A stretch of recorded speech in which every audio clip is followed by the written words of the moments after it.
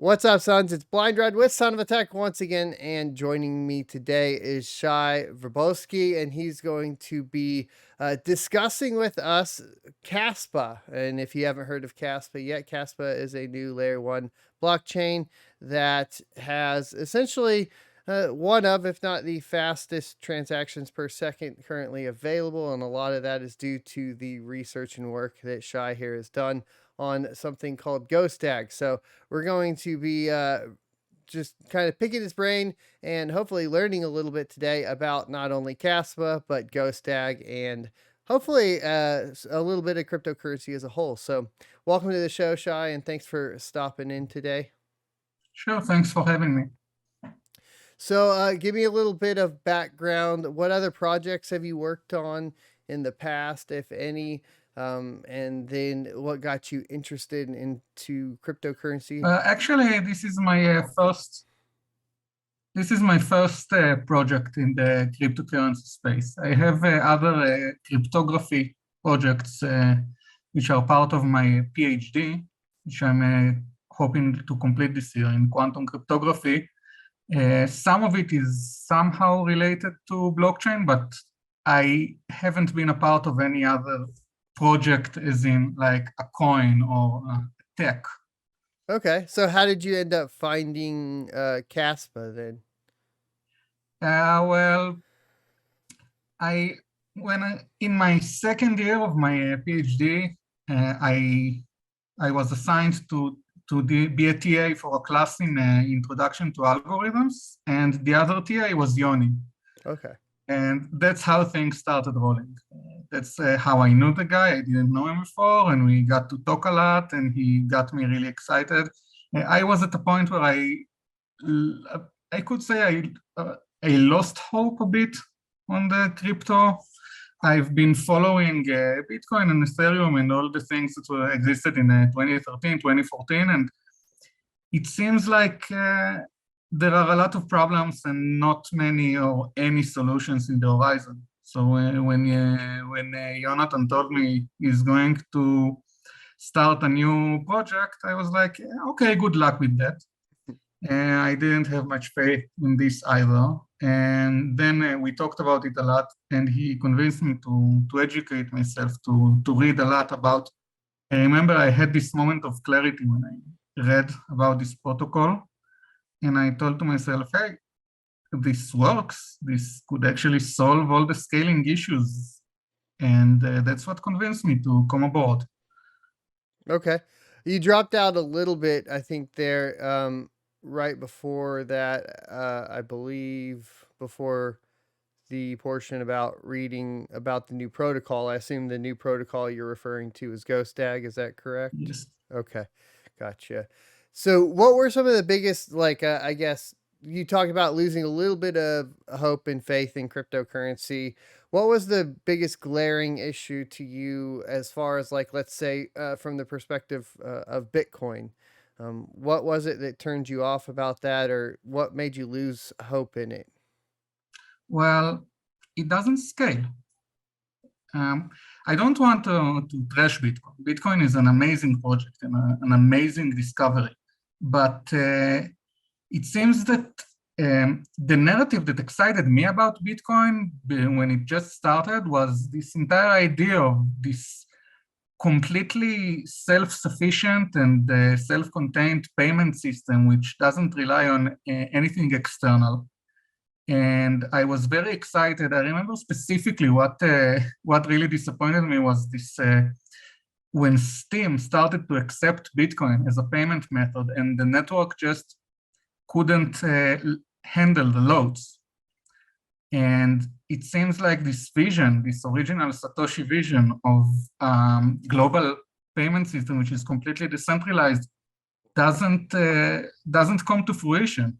And I also had some reservation about how the Bitcoin developer community seems to be very to push back against a lot of ideas which I thought are essential, because their philosophy is that hard forks should be avoided almost at all costs, which is legitimate, but I disagree with, and I think it put a really huge like block on the potential of Bitcoin to evolve. And since then, I've been following and looking for what will make Bitcoin scale, and it seems that most solutions don't really prove themselves. For example, Lightning Network. Lightning Network is an amazing protocol. It's an extremely cool settlement protocol, but when you try to chain it and to route it and all of this promise of using Lightning channels to get like this world encompassing immediate network, it just doesn't work. And I didn't see on the horizon anything which would make Bitcoin useful as a payment system. And it kind of, I don't know, I wasn't very invested in this world to begin with. I thought it was cool. And at some point, just my interest kind of waned. There wasn't like this moment of crisis when I said, oh, damn this all, I'm just gonna do something else. Just like, because things really felt like they are stuck in place, my interest just kind of degraded. I understand. That makes a lot of sense. And then I was going to follow up and ask you your thoughts on Lightning Network, but it seems you covered that and beat me to it. So, one of the kind of, I suppose, surrounding Bitcoin development in general, the kind of the argument I've heard in the past is kind of, or the way I kind of lost you mid-sentence. Oh, you lost me. Okay, hold on. We're having some connection issues still, I suppose, but I lost you a little bit there too. All right, I think we're good. Yes. All right, cool. All right, so I'll create an analogy here, I guess, as far as in comparison to Bitcoin, because part of the argument is that it would be you want the changes to be slow and sure, right? So kind of like cooking a brisket or smoking a brisket, you want it slow and low. Do it, take your time with it, and kind of make sure that nothing breaks in the process, and then hopefully at the end everything will be good. Do you think there's any validity to having that that process of changes to Bitcoin being slow like that? Part of the reason, like you mentioned, that they maybe do want to stay away from like hard forks and so on. Well, I get that waiting 8 hours for a brisket is fine. Waiting 12 hours for a brisket is fine. Some people even wait 24 hours for a brisket. I wouldn't wait 12 years for a brisket. And you're saying, as far as for Bitcoin, it's going to be extremely long for any significant changes to take place? It seems so. It seems that it has been very long. In the last years, we haven't seen much progress specifically in the Bitcoin sector, right? Like the most exciting thing that has happened is the Taproot update, which is very nice, but it's not the major advancement we've been promised over the years. So then let's talk about Caspa and what it solves in GhostDag. So from your perspective, GhostDag will solve the specifically the scalability issues that is presented with blockchain? Yeah, I think this is not the major thing here. Okay. Caspa allows you to scale up the transaction throughput. You have very high TPS in Caspa, but you have high TPS in other techs too. Scaling the TPS at all costs, there are ways to do it with a lot of trade-off that other techs do. I think what makes Caspa exciting from the tech point is two things. One, that we didn't trade off much to get this TPS. We didn't like shard our system into a million independent shards or rely too much on conjectural security properties. You're referring to something like Ethereum in the way they function to get there, right? I don't want to name anything, but I wasn't referring to Ethereum. Ethereum's chain has, well, I'm talking about Ethereum before the merge, because I think POS, the proof of stake, is not even a part of the discussion right now. In the proof of work world, Ethereum is a traditional chain with traditional times. Mm-hmm. There are other projects which manage to still have this slow Ethereum-like confirmation times, but do all sorts of tricks which introduce their own problems to increase the transaction throughput. And I think what's cool about Caspa is first that it manages to increase the transaction throughput without using solutions which has considerable drawbacks like sharding. And the second thing is that it manages to scale down confirmation times, which this is like the real key point here, because no other tech, no other proof of work tech that I know of can do this. This is what makes Caspa fast. The time it takes to transfer money around. The fact that we can also do a huge volume of transactions is just a bonus. Right. So let's touch on this really quickly. Let's touch on proof of work versus proof of stake, and why. What do you think I know earlier you mentioned, proof of stake is not even in the discussion. Why do you see proof of stake is not even being in the discussion at this point in time? Well, I'm going to say something about proof of stake, and I don't want it to sound disparaging. I'm not trying to bash proof of stake here. But I don't think proof of stake could be really decentralized. Now, that's not to say that it's not valuable. There are a lot of cool things you can do, and the blockchain structure is very natural for a lot of cool applications. But I don't think the goal of any proof of stake project, any interesting proof of stake project at least, is to be decentralized. And I think the dynamic, which is naturally imposed by staking, doesn't allow decentralization. Because think about it this way. In Bitcoin, say you have 80% of Bitcoin, then you would still have to put in as much effort as someone who has 0 Bitcoin if you want to take over the chain. And in proof of stake, typically, if you have 60% of the coin, then you control the coin. And you have this rich get richer dynamic because you can't stake everything. Only the reserves get staked. So pocket money doesn't get staked, and it causes this situation where the larger your reserve, the more you get from staking, and then you get more control. So I don't think this is like a death nail on proof of stake. There are a lot of interesting and cool things you can do with proof of stake, but I don't think any proof of stake tech can claim that it is decentralized.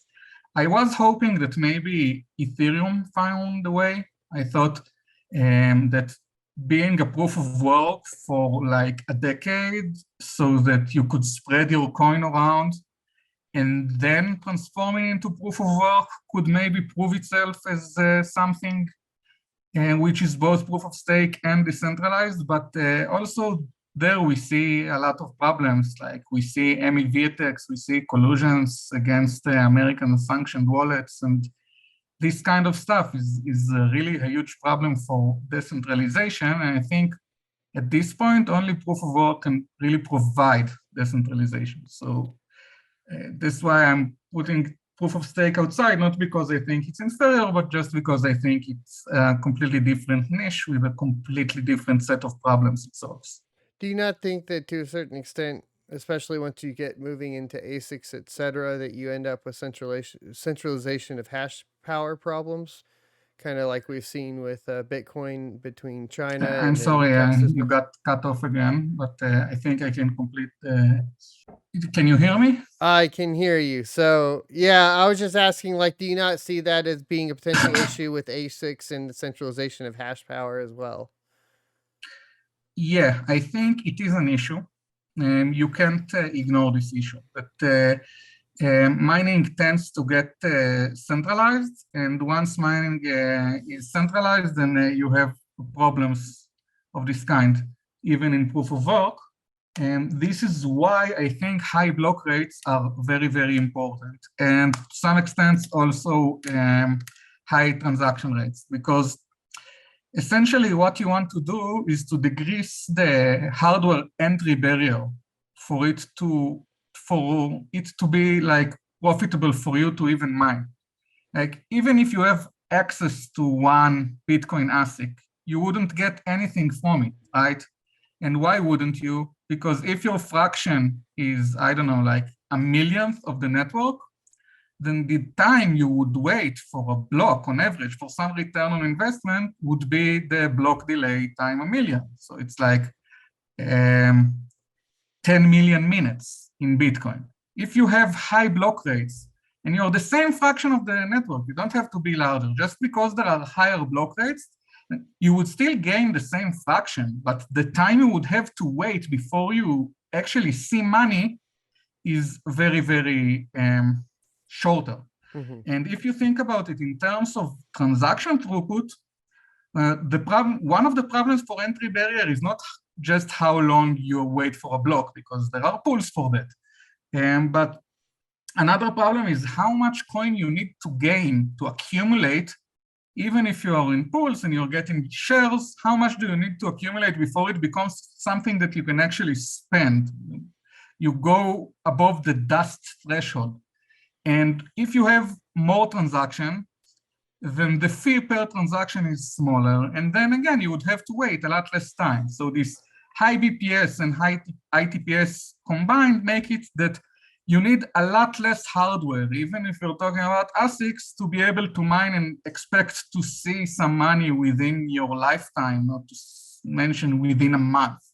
So I think, yes, it is an issue that mining tends to be centralized, but I also think that high BPS and high TPS would allow mining to remain much more fractioned across the network. Yeah, and I think that's something that Caspa does do extremely well. It's one of the things that I try to drive home when I'm talking to people about it, is to build your own node for Caspa and to mine to that, because traditionally, building your own node for something like Ethereum and even putting like a ton of hash rate on there, like say like 500 GPUs or something, it's still going to be astronomically long back in the day for you to actually find a block. And that problem appears to be solved with Caspa to a certain extent, to where I don't need near as much hash power to have the chance to find a block, because there are so many blocks per second, aka BPS. And I think there's a distinct advantage to be mining to your own node in Caspa, even at a smaller level of hardware than there is on any other chain. So I think that's something that Caspa does that's both unique and also very exciting. So I agree with you there. And I like the way you explained it for sure. What is the purpose for the move from Go language to Rust as far as a programming language goes?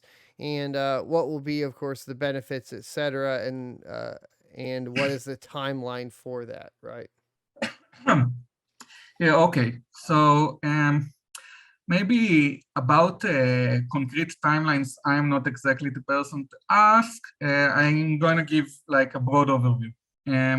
First, I would say that the motivation for redoing our code base in Rust is due to efficiency. Now, the key selling point of GhostDag is that it removes the security of the protocol as a bottleneck for how fast you can go. You can go as fast as hardware permits and still remain secure. So now we want to increase what is as fast as hardware permits. We want to make the hardware allow you to work hard, which means to work very fast, which is just saying that we want our implementation to be very efficient. So this means two things. One, we want to re-implement in a more performance-oriented mindset and in a more performance-oriented language. So like we carried a lot of mistakes and a lot of decisions we made that in retrospect we've done differently, because implementing GhostDag is very, very difficult, and we had to solve a lot of problems and implement a lot of things that were simply not implemented ever anywhere. And we've learned a lot. So rewriting everything first allowed us to apply this knowledge to do things more cleverly this time and get better performance. And also, Rust is a very natural choice because it has this very efficient concurrency model, which works very nice with the DAG. I think one of the greatest benefits to performance comes from the fact that in a DAG, you have several parallel blocks, so you can process them at the same time and use the fact that your machine, even if it's a cheap machine, all computers today have multi-cores, so you can put them all to work concurrently because you process blocks concurrently because this is the structure of your DAG. So I think the choice to rewrite was because we are now smarter and know how to do things better, and the choice to use Rust, it's because it's very efficient exactly in the places where the code works the most, which is in concurrency and in the database access. Perfect.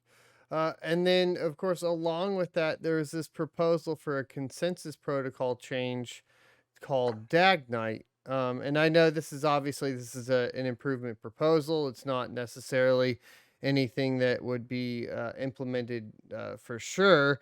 That being said, it would also come after the Rust upgrade, if I understand, if at all.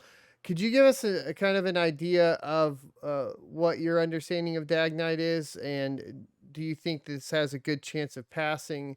And if so, what kind of impact would it have on the protocol? Well, I'm going to say it bluntly. DAGNITE is the perfect proof of work consensus protocol. Any property you would desire from a proof of work consensus protocol is either achieved by DAGNITE or is known to be impossible. It's, I believe, the best possible protocol. And I'm going to tell you exactly on what it improves on GhostDag. In general, when you design a system, you have to make assumptions about the network latency. And these assumptions affect how your system scales, how many blocks you're going to produce, and how long you would have to wait for confirmations. And if you overestimate the network latency, like you say it is a minute, but it is 2 seconds, then you are not optimal. You're operating much slower than you could operate. But on the other hand, if you underestimate it, and you estimate it's like 5 seconds, and in reality it's 10 seconds, then your security goes away. The security depends on your estimation being correct, like 95% of the time. You have a little leeway, but you need to account for deterioration of the network and all sorts of rare but not extremely rare events that could create bad network conditions for a while. And this forces you to take a safety margin. In Bitcoin, it's huge. Nobody thinks it would take 10 minutes for a block to propagate, but you still have to take this 10 minutes leeway because how the protocol works. And also in GhostDag, you have to make this assumption. You can be a lot less reserved, but you still have to have this safety margin. And DAGNITE is the first and only proof of work protocol, which is actually. Hello again. Hi. So I think where we left off last is you were about to say the first protocol, which is. Yes, it was a very dramatic point. Yeah, so DAGNITE is the first protocol to be reactive to changes in network latency. You wouldn't have to hardwire a bound on the network latency anywhere in the code. That's why we call it parameterless, because it doesn't have a latency parameter. It just reacts to what happens in the network. So this has two consequences, which are huge. The first is that you don't have to have a safety margin anymore. You can just operate at the fastest speed possible. And if the network deteriorates for some reason, then DAGNITE would respond to it and will remain secure. It would automatically slow down itself to the best possible under the deteriorated conditions. And it also means that in the future, as we get faster and better internet connections and network, then it would also automatically scale down confirmation times and to automatically respond to that. So we get essentially proof of work that scales itself. Does that end up meaning that as a miner, you have an advantage with a better connection? No, no, not.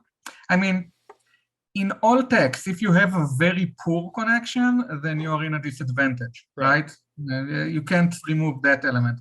But the advantage of a well-connected miner in Dagnite is completely identical to the advantage a well-connected miner has today in any other proof of work. It doesn't give any additional advantage.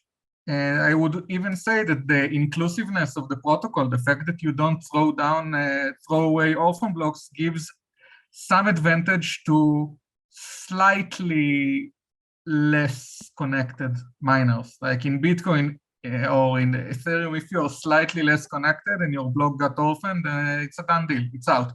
In Caspa, it could still be included in some conditions. Right. So does Dagnite as a consensus protocol include any changes to the algorithm? What do you mean, the mining algorithm? Correct. So Like the hash? No, in no way whatsoever. You design a consensus algorithm, then you use the hash algorithm that you use. If it's KFH or SHA or whatever, it's a black box. You just say it's something that you put something on one side, you get something random on the other side. And then when you implement it, you can choose whatever you want. But when you implement Dagnite, there is no reason to switch to another mining algo. Also, the block templates would look the same. I don't want to guarantee it, but it's possible that even like the current mining software would still work because the block templates look the same. okay. Would there ever be a situation in which the mining algorithm would change potentially? Well, Caspa is a community product, and every changes we make are decided by the community. So if someone will suggest that we change the mining algo to whatever, and the community would agree with it, and it will be put to a vote and would get chosen by a majority of the community, then yes, the algo could change. But this much is true for any project can just decide, okay, we are now changing the algo and we are not only going to support the code base of the new algo. So technically it's possible. I don't see any reason for this to happen though. Okay. And then another question, especially in relation to KIP2, would be what is the governance model for this as far as CASP is concerned? What determines whether or not KIP2 would be integrated into CASPA or not? Well, again, it's up to the community. At the end of the day, anyone can do anything. The Caspa current devs could do whatever they want with the code, and anyone else can take a fork and do whatever they want. Essentially, the winning chain is the one which gets the most adoption. That's like generally in proof of work. You can make as many incompatible versions as you want, but the public decides which one they want to use, and there's nothing you can do about it. So, I mean, it's by and large determined by which chain miners continue to mine on and transactions continue to be. Yes, and these are two separate things. I mean, they are correlated. I can't say that they are completely independent things, but they are separate things. It could be a scenario where 80% of the miners go with one chain, but users say, no, we prefer the other chain. And you would see that the other chain gets all of the action and all of the transactions and all of the usage and all of the trading volume. even though it has less miners. And I reckon that in this situation, the miners would at some point give in and move to the more used chain. But it isn't a rule of nature that the chain with the most hash rate would be the chain with the most adoption. Typically, right? But adoption might, or hash rate might follow adoption as well. So, or the other way around. Right. There is an intricate dynamic between the two. It could go either way, right? Yeah. Mm-hmm. Okay. So got that under lock. We're kind of got an idea of what's going on with Dagnite.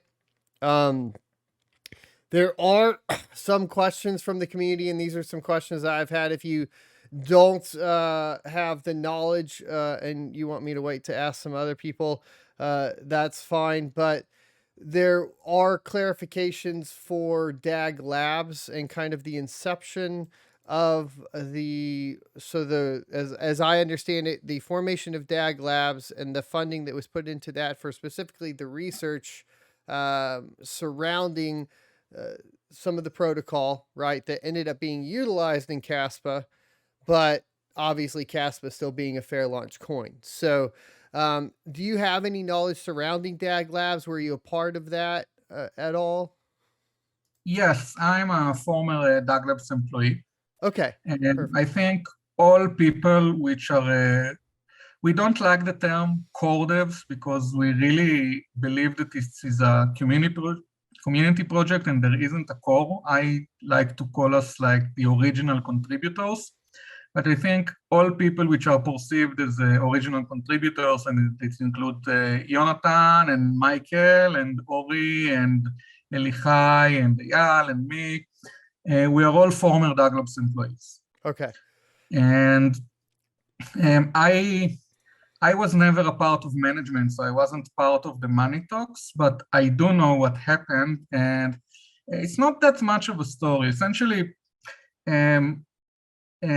Polychain and some other investors decided to invest in the technology, and the monetization model was to create optical ASICs, like designated hardware. Mm-hmm.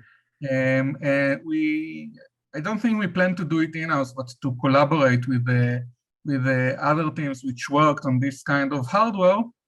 And the thing was to design this hardware and to let the investor have some of this hardware as return for their investment. As we went along, it became apparent that this optical hardware isn't maturing as fast as we'd hoped it would.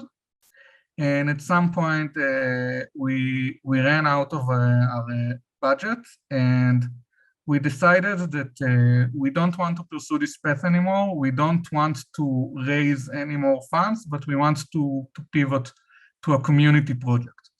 And some people think it's a bit weird that the investors would allow this, like they put all this money into this and then they don't really have an advantage. Like they didn't get anything that everyone else didn't get for free.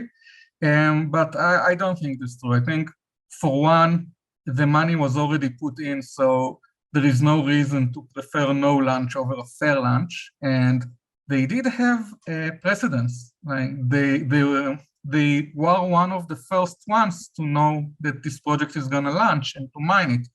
And now, when we dissolved the DAG Labs, part of the agreement was that part of the money that remained would be used by DAG Labs for mining in completely fair terms, like in fair competition mining, and half of that would go to the investor and the other half would go to the contributors.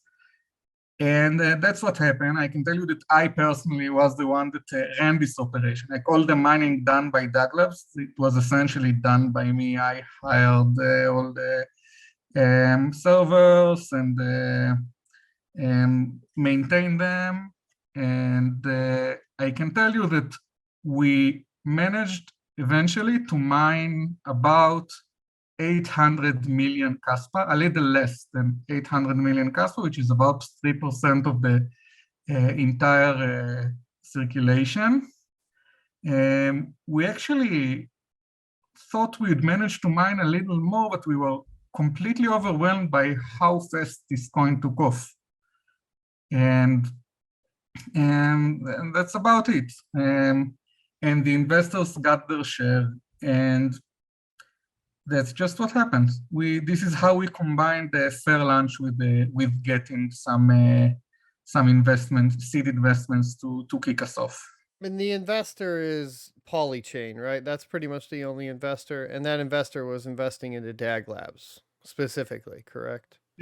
I don't know. I know that Polychain is the main investor. I don't know if it's the main investor or the only investor. I'm actually Okay. not sure. I mean, Okay. I can find it out later, but it's not secret information or anything. It's just that I personally don't know. Yeah, it was hard to dig through. I was trying to dig through the FAQ and figure out like what lines drew to where.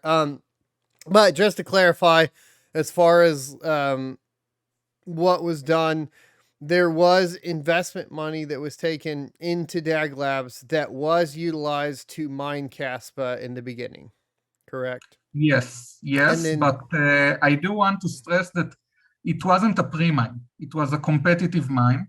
And we took all sorts of measures to make sure that the mining is as competitive as possible from the get-go. Like we were public and started to garner a community as soon as testnet launched, which is quite a few months before mainnet launch. We tried to advertise it to all crypto enthusiasts and a lot of people which were unrelated to DAG Labs or Polychain in any way.